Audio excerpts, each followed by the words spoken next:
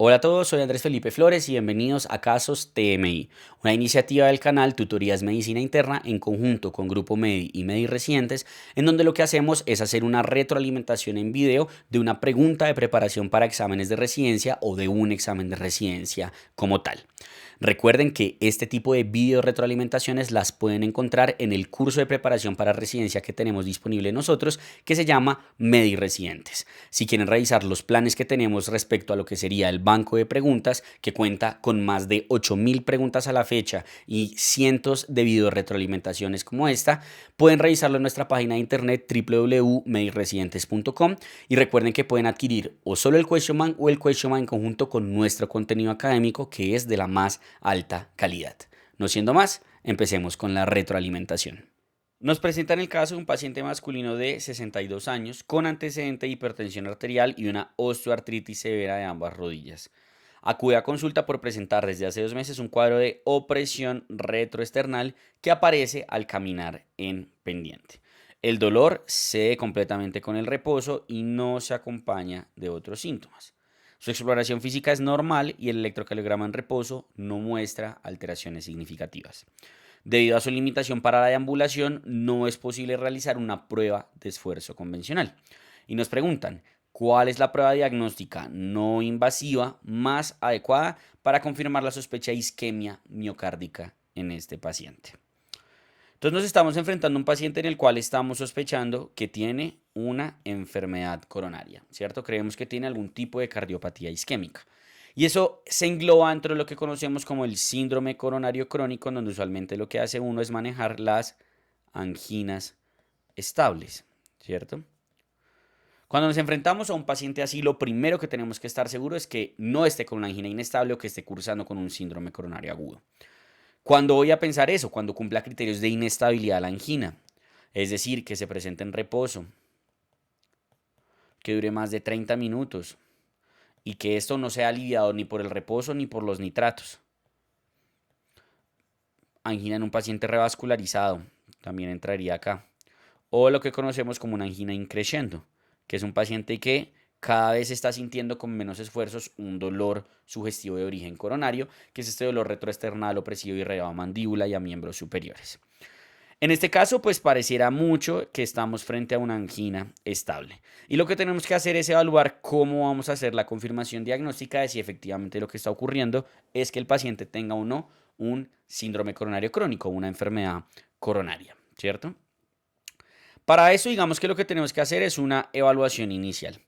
Y en esa evaluación inicial, pues tenemos que hacer una muy buena revisión de la historia clínica, del electrocardiograma y eventualmente de una radiografía, aunque esto no es obligatorio hacerlo para todos. Y eventualmente también se puede hacer pruebas de función pulmonar, pero nuevamente no es obligatorio para todos. Si el paciente tiene alteraciones relacionadas con angina inestable, pues mándelo a urgencias. Si no es así, pues usted dice, bueno, puede tener una angina. El paso a seguir a absolutamente todos los pacientes es hacerles un ecocardiograma. Y ya con base en eso, con la historia clínica de su paciente y con un ecocardiograma, lo que usted va a hacer es evaluar la probabilidad, es decir, qué tan probable es que el paciente efectivamente tenga un dolor de origen coronario. Para eso, pues digamos que la guía europea nos propone el uso de este score que es el RCLF, ¿cierto? Pero pues digamos que esto no es que esté validado en poblaciones latinoamericanas, por ejemplo, pero es para mostrarles un ejemplo de qué es lo que uno haría. Uno debería tratar de ver, venga, qué tan probable es verdaderamente que esto sea o no sea relacionado con un origen coronario.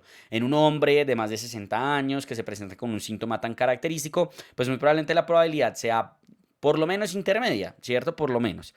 ¿Cómo deberíamos hacer la aproximación a la probabilidad según la guía europea? Deberíamos evaluar el score sintomático en donde dependiendo del tipo de los síntomas, por qué se agrava y por qué se alivia, uno puede ir sumando o no.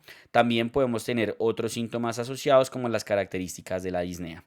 Entonces, en nuestro caso tenemos un paciente que nada más por el dolor torácico pues tiene 3 puntos porque cumple con todas las características, ¿cierto? Luego nos preguntan por los factores de riesgo que tiene el paciente. Y con base en eso, pues digamos que usted le puntúa de 0 a 3 y con eso usted mira dependiendo de hombres y mujeres y en síntomas, por ejemplo aquí 3 puntos en hombres que tengan más de 60 años como sería nuestro paciente, pues ya vemos que va quedando por acá, ¿cierto? En lo que sería amarillo, que es una probabilidad intermedia, más o menos, que es lo que les decía, por lo menos intermedia la probabilidad de este paciente. ¿Y qué es lo que deberíamos hacer con eso? Deberíamos con base en eso determinar qué estudio hacemos. Cuando el paciente tiene una muy alta probabilidad, ¿cierto? O una alta probabilidad, sobre todo una muy alta probabilidad, uno de entrada pudiera irse a una arteriografía. Sin embargo, esto es muy atípico. En general, siempre buscamos hacer alguna prueba de inducción de isquemia.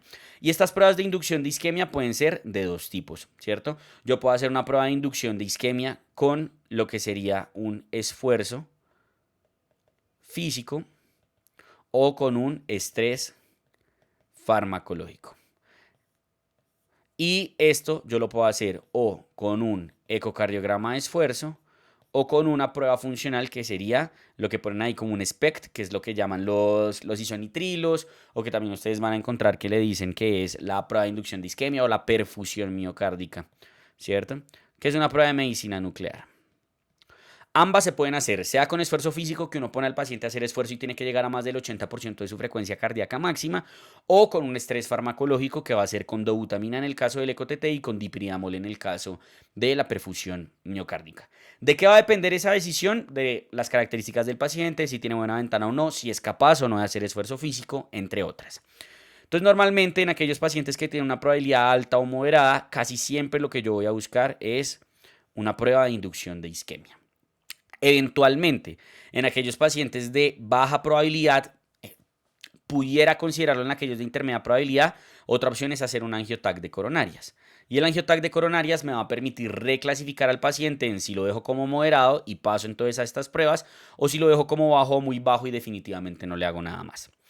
La otra opción que yo puedo hacer es en el paciente de baja probabilidad hacer una prueba de esfuerzo, que es la prueba en la que ponen al paciente a hacer ejercicio y le evalúan el electrocardiograma. Muy importante, esta prueba de esfuerzo se utiliza únicamente precisamente para ajustar la probabilidad y definir si le hago más pruebas o no. No se hace para descartar, digámoslo así, o para confirmar un diagnóstico de isquemia. Es muy importante, digamos esto.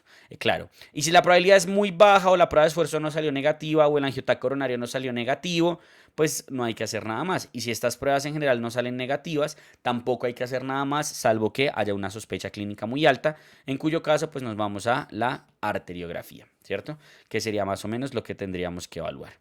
Y esto sería más o menos lo que tendríamos que pues, tener en consideración. Yo clasifico a mi paciente, utilizo arteriografía coronaria únicamente en aquellos pacientes que sé que tienen, digamos que, una probabilidad significativamente alta o cosas por el estilo.